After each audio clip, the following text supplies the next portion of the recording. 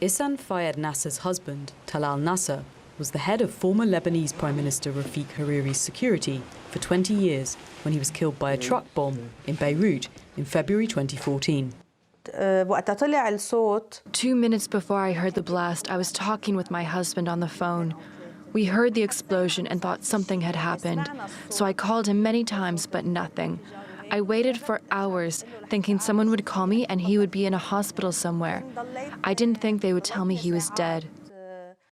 Ihsan has been waiting 15 years since that day for some kind of justice. In August, a UN-backed court found Salim Jamil, a member of the militant group Hezbollah, guilty of involvement in the assassination of former Prime Minister Rafik Hariri and the deaths of 21 others. But the Special Tribunal for Lebanon acquitted 3 other defendants. We always hoped that we were going to get justice. What happened on the 18th of August, this was not what we have been waiting for. Anyone can understand that one person cannot do this alone. Import tons of explosions and put them in the middle of Beirut and blow up the car of the Prime Minister, who had the highest level of security. The Special Tribunal for Lebanon has been divisive. Its work has lasted 11 years and it costs nearly $1 billion, with cash-strapped Lebanon paying nearly half that amount. In 2005, that was the highlights of Lebanese politics, and this is what caused unprecedented polarization in the country. Those who were for the STL and those who were against the STR. So it was, one of the reasons why we had this entrenched polarization.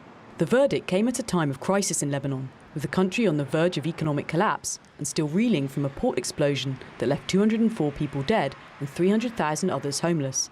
When the verdict was issued, we had in the same time another big crime, maybe bigger one, about the blast in Beirut.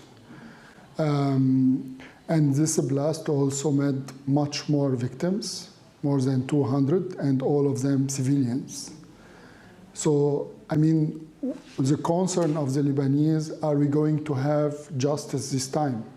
As Lebanon closes a chapter on the Hariri assassination, it opens a new one on the investigation of the port explosion and whether justice will be served in that tragedy.